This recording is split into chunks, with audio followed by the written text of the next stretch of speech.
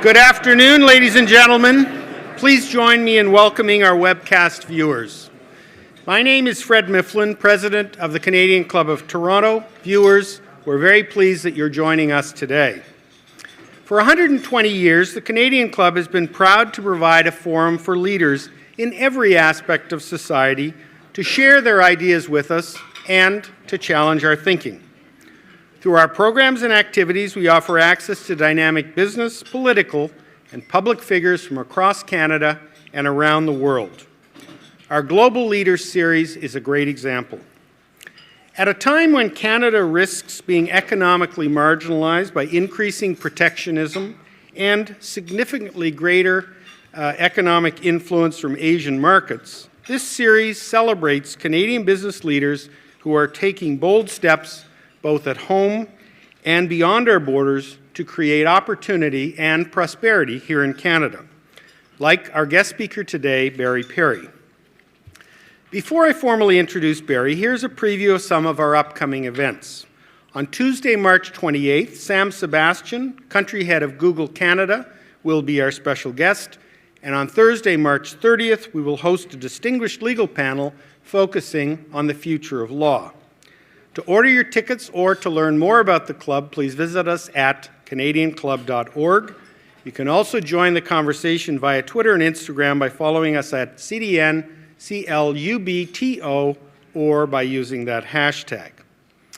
I want to express special thanks to today's event sponsors, Davies Ward Phillips and Weinberg, represented by Jim Reed, EY, represented by Trent Henry, and Scotiabank, represented by Dieter Jentsch. Thank you for your generous support.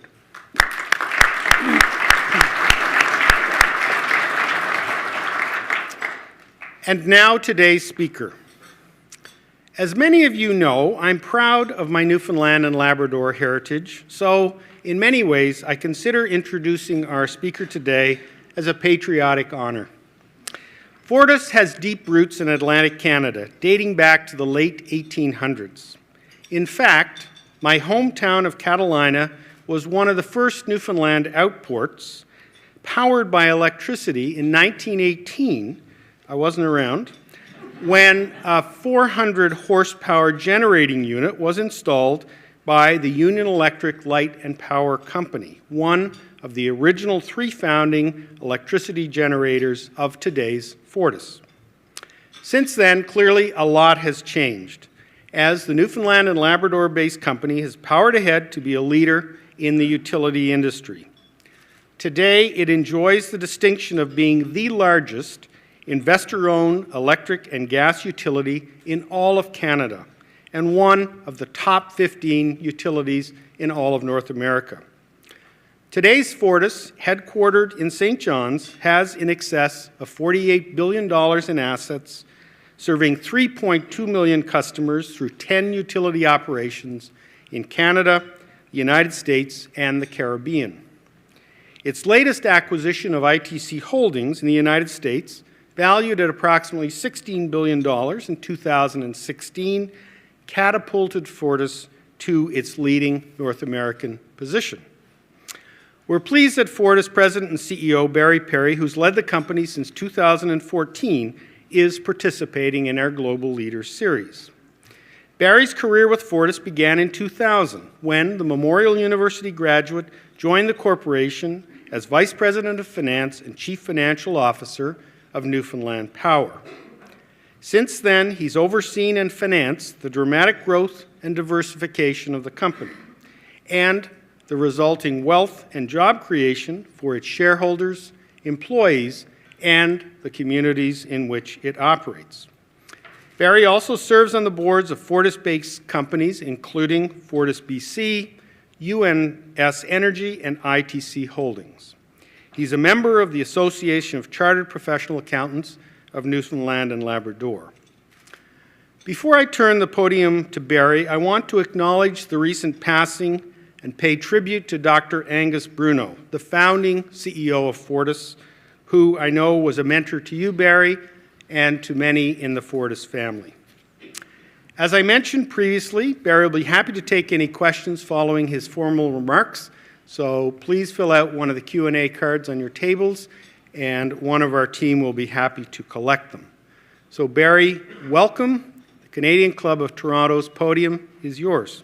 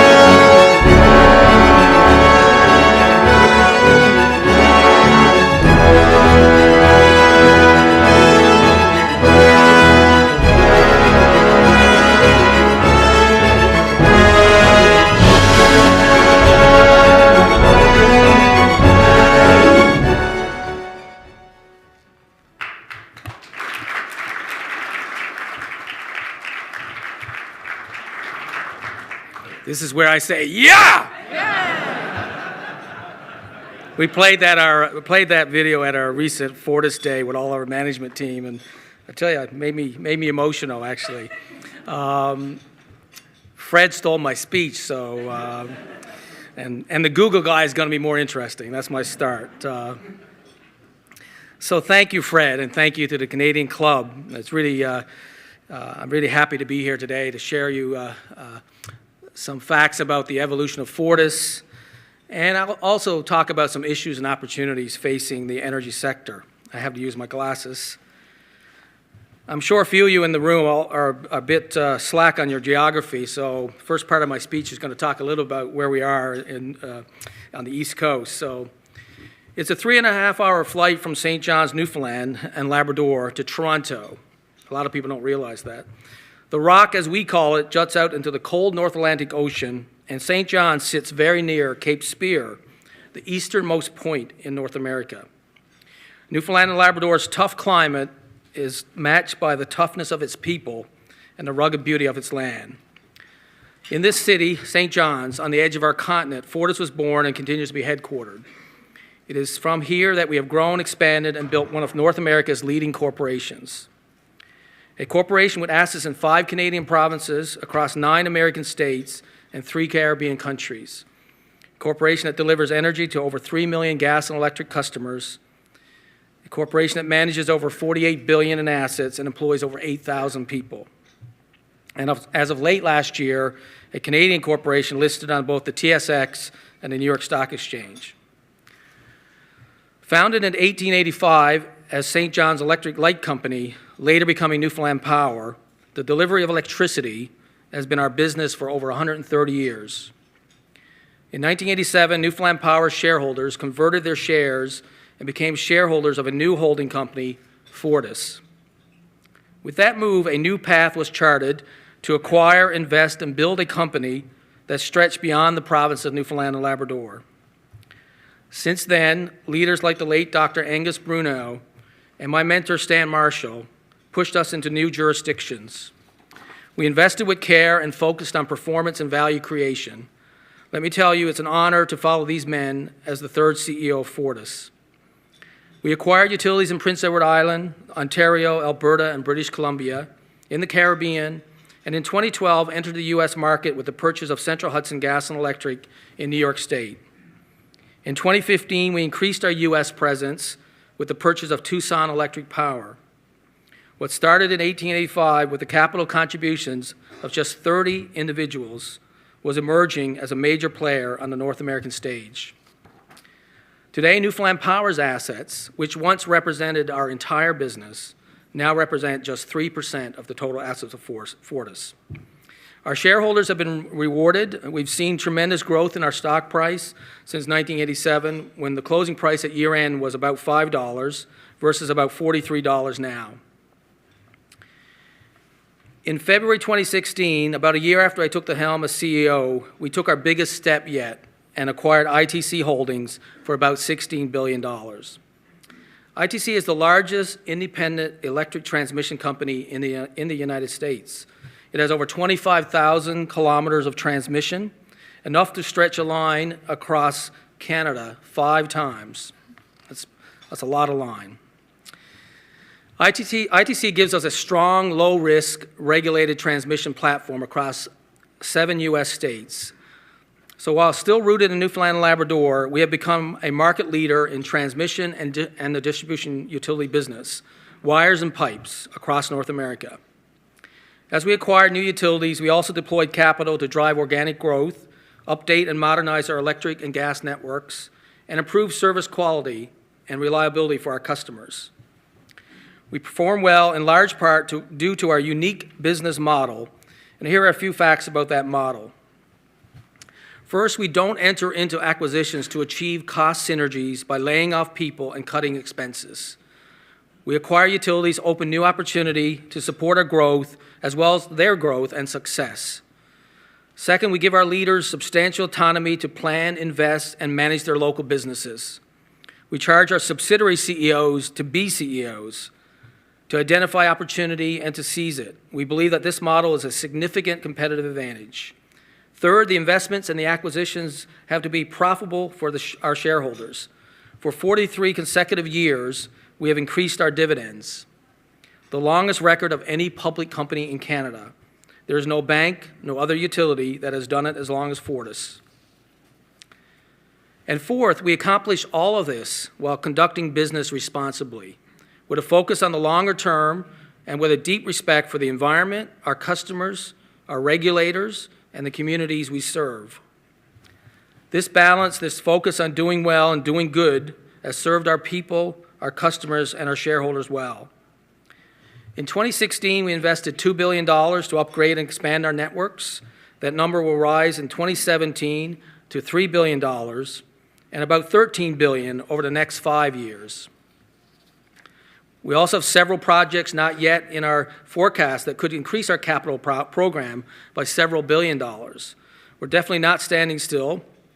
Here in Ontario, we are partnering with Wataynikaneyap Power, or Waytay Power, for those who can't say it, which is owned by 22 First Nations, to connect 17 remote First Nation communities to the Ontario power grid for the first time. That's right, while many of us are discussing the cost of energy, thousands of people in this country, in this province, are off the grid. These communities currently use small diesel-fired generation that can be unreliable, not that friendly to the environment, and very expensive. Fortis is proud to be working with Wate Power. This precedent-setting project has been in years in the making as a testament to what can be done with focus and determination on all sides. Our utility in Prince Edward Island, Maritime Electric, is laying 2 17-kilometer submarine cables along an old ferry route between Prince Edward Island and New Brunswick. This is a major undertaking. When completed, PEI will be able to access energy more efficiently and reliably. A great example of partnership between 2 provinces, the federal government, and the private sector to deliver concrete benefits to citizens. Our natural gas distribution business in British Columbia serves about 1 million customers and is about to commission significant new facilities that will provide gas for transportation, for trucks and ferries and remote communities. And pending completion of a few more milestones, ITC, which has been part of the Fortis family for just a few months, plans to build the Lake Erie Connector, a 117-kilometer-long, 1,000-megawatt high-voltage transmission line to connect Nanticoke, Ontario, to a substation in Erie West, Pennsylvania. A bidirectional line running across the border, able to flow energy to and from Ontario as needed, lowering energy cost and improving reliability on both sides of the border. These are just a few of the ways we are deploying capital and resources to expand and renew the energy grid. With a strong business model and a track record of performance, we move forward to create new growth and continue to increase shareholder value, to hire people across our Canadian, American, and Caribbean businesses, and chart a path for continued success. We are proud of how far we've come, and we know our business model will allow us to go further. So it's from this vantage point that we explore North America, seeking opportunity and value for our customers, employees, and shareholders alike. And as one of North America's top utilities, we see firsthand how our economy and our society are changing. We're fortunate in Canada. For our entire history, we have been blessed with rich and abundant resources. These resources, extracted, refined, managed, and largely financed by Canadians, have helped us build a country that is among the greatest and most prosperous in the world. We must not lose sight of what has gotten us here. Energy delivered to homes, businesses, and industry across a 160,000-kilometer Canadian electric transmission network has helped power this prosperity. From aluminum smelters to oil refineries to the pulp and paper industry, from factories to high-tech labs, access to safe, reliable, and cost-effective energy has been the cornerstone of our economy and society. And while it's provided Canada with a competitive advantage in the past, we must continue to invest, build, and power a new tomorrow that is fast approaching, a tomorrow that is poised to put greater pressure on our industry and on governments to power our society's future. For example, the explosion of digital has led to the creation of a technology-based society that is creating increased demand for reliable, low-cost energy. From smartphones to massive data centers, how, when, and where we need electricity is shifting in real time. Along with the digital revolution, we see the continued move towards urbanization as a new pressure point for energy delivery. The growth of North American cities has opened the possibility of electrification of an ever-expanding urban transportation network, a network that will demand efficient energy to move millions of people. Progress continues in other segments as well. The growing demand for electric automobiles will further expand the need for energy delivered reliably and efficiently to our communities and our citizens in new ways at new locations. And as the commodity cycle turns again, and it will, the resource-based strength of our national economy will rise again, and new manufacturing facilities, new industrial facilities, new demands to provide the energy needed to power growth. These and other developments are all good news for Canada. It means our economy and our people will remain at the forefront of the developed world, able to compete and win by using what we have and what we know to enrich our lives. At the center of this economic picture, we see one common element, one need that fuels all of our aspiration, and that's energy, generated through hydro, nuclear, natural gas, and increasingly through renewable resources such as wind, solar, and biomass. At Fortis, we see it as both a business necessity and a responsibility to be ready to help power this new tomorrow, to make sure our energy networks are ready. So I'm sure that you will not be surprised when I say Fortis wishes to play a greater role in the work ahead to help build the energy infrastructure that services these changing markets. Investor-owned utilities can make enormous leaps, access capital, and invest to support both business results and the public interest. Unlike the U.S., which is dominated by investor-owned utilities, in Canada, provincial crown corporations continue to dominate energy generation, transmission, and distribution. The concentration of investor-owned utilities in the U.S. was the catalyst for our expansion south of the border. We acquired what we could in Canada and enhanced efficiency and performance at every occasion. But we saw more room for growth in the U.S., where many governments see themselves as a partner through policy and sound regulation, but not as an owner of energy utilities. Investor-owned utilities are able to accelerate performance and deliver broader benefits to governments and to citizens. Similar to state regulation in the U.S., in Canada, we do have strong provincial regulatory bodies overseeing our business and ensuring we deliver benefits to citizens while maintaining the health of our utilities. The role of the Ontario Energy Board, the BC Public Utilities Commission, the Newfoundland and Labrador Public Utilities Commission, the Alberta Utilities Commission, and every other regime that seeks to govern our work for the benefit of all citizens is essential. At Fortis, we have never argued for the elimination of regulation. Sound regulation works. It is essential to a well-functioning energy grid. But evolution is required. The challenge is too great, and governments have many uses for their fiscal capacity. Allowing investor-owned utilities a greater role can allow reallocation of government funds to education, transportation, health, and social services. The work to maintain and enhance the energy grid is too significant to be managed through public means alone. Today, our industry, a combination of investor and Crown-owned electric utilities, employs directly and indirectly over 94,000 Canadians and contributes about $28 billion to the national economy. Together, we operate an energy grid that is highly integrated with the U.S. grid, and the work we do powers our entire nation. We urge Canadian governments to take bold steps to partner with the private sector while continuing with sound regulatory oversight. To see investor-owned utilities as a source of funding and execution, to further privatize where it makes sense, and to allow a focus on performance to help drive modernization and expansion. So for the last 130 years, we have built, performed, and acquired to be ready for this time, to participate in this next chapter of developing the energy grid. With our business model and respect for regulation, we can play a greater role. Canada has a heritage of leadership in energy, but we cannot rest on our past. We must build for our future.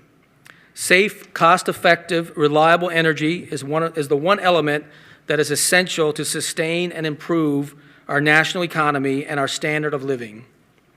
Planned and delivered with care and foresight, it must continue to be a competitive advantage for the Canadian businesses and citizens.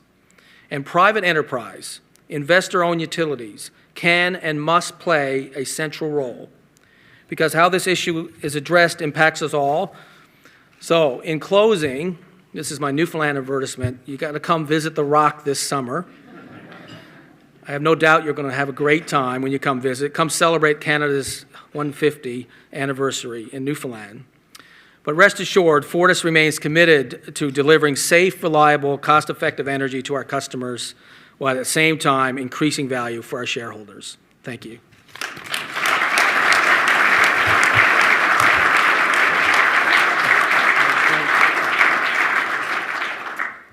Thanks, Barry. And as I mentioned, if there are any questions, please write them down. And I do have a few. So this is obviously an Ontario-centric question. You mentioned the new Lake Erie Connector project. And you'll see the Premier had an announcement today about electrical costs. What are the real benefits for Ontario in that project? Well, we're very excited about Lake Erie Connector. The project really, is simply explained, connects the Ontario grid to the PJM grid in the U.S. for the first time. It's a direct connection. The PJM grid has got 140,000 megawatts of capacity. Ontario's got about 28,000. Ontario exports a lot of energy on an annual basis to New York and Michigan. This brings in a big new customer for that energy. And also you can import from that jurisdiction. So the value of that is, I think, fairly obvious, to be able to connect in the largest regional transmission organization in the U.S. And so it should lower cost over time. In fact, the NEB, in their approval of the project, the estimate of savings were like $250 million a year in savings related to that project. So we're hopeful we can take the necessary steps, working with some Ontario firms, to move that project forward. Okay. Is Fortis exploring offshore wind? And for those who know Newfoundland, there's a lot of wind. We've had a look at some projects. We haven't found something that works for us at this point in time. I would say more of our focus on the renewable side is in Arizona with solar. We're doing a lot of solar down there. As well, ITC in the Midwest is hooking up with its transmission network lots of wind farms. So that's where we're playing mostly on the renewable side at this point. So does that mean no? No. Yeah. Okay. Damn Newfoundlander. This is a U.S. question. Given tax uncertainty in the U.S., what are your thoughts on utility M&A, and do you believe that Canadian companies have a window of competitive advantage given this uncertainty? No, I think it's probably more of a disadvantage to Canada right now. We have to sort of figure out what's going on in the U.S. I would generally say M&A is going to slow down, both from Canadians buying American firms in our sector, as well as American firms buying utilities in the U.S. until they figure out what this new tax plan is going to look like. That's my sense. I may be wrong. I'm usually wrong on M&A, so. But it's having a dampening impact right now. I would think so. Okay. Can you tell us a little more about the Fortis business model? It seems to be somewhat unique for a utility. I think it's unique in North America, actually. We have a very small head office in St. John's. We have 50 employees in our head office, and yet we have 10 utilities across North America, 8,000 employees in total. Each of our utilities has their own management team with their own board.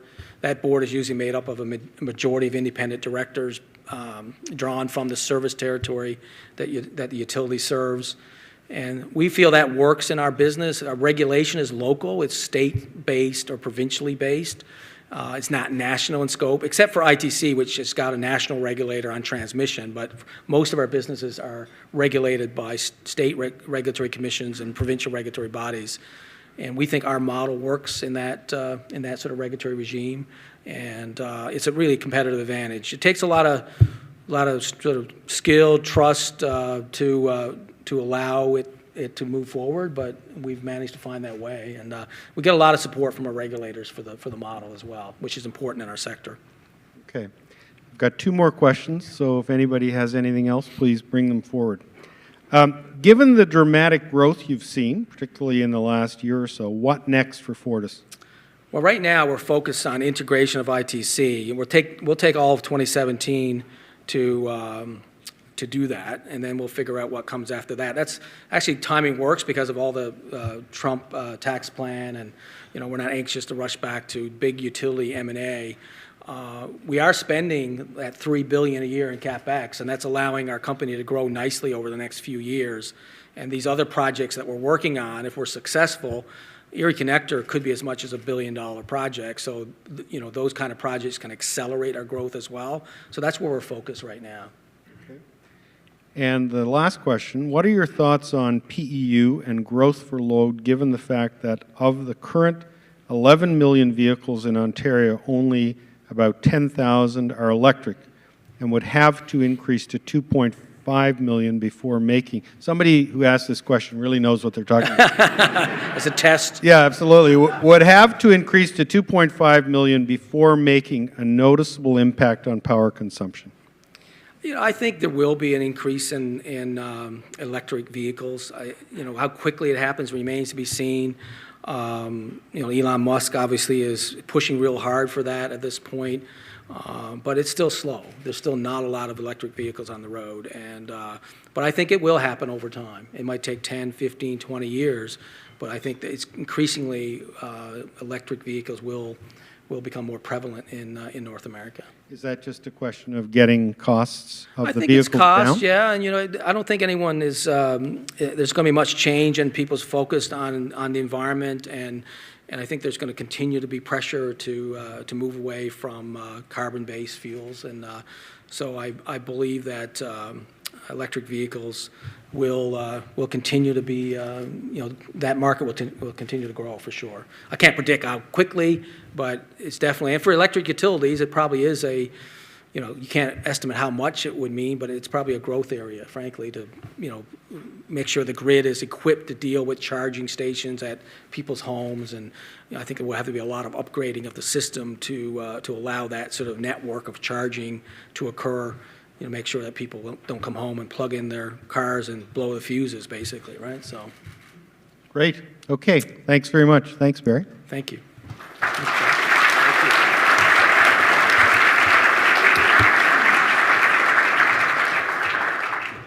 So one of the things that Barry mentioned was inviting everybody to come to visit Newfoundland this summer.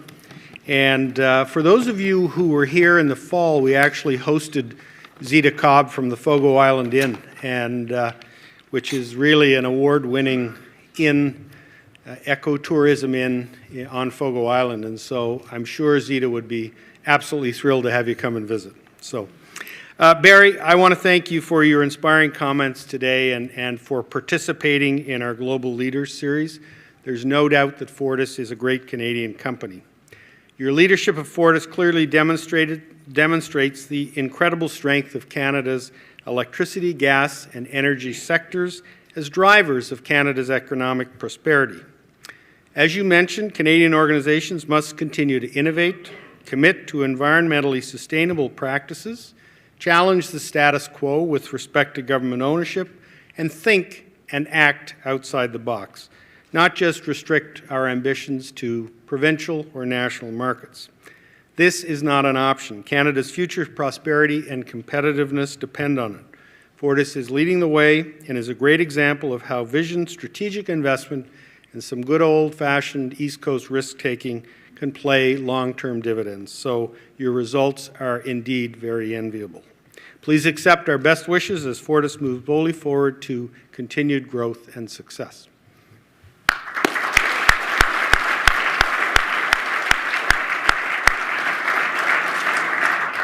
I also want to extend another round of thanks to today's event sponsors, Davies Ward, Phillips & Weinberg, EY, and Scotiabank. Thank you very much.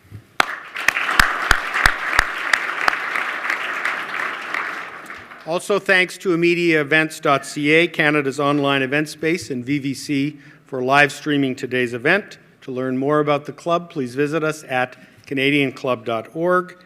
Thank you to all of you for joining us today. We look forward to seeing you at another of our events in the near future. Have a great afternoon.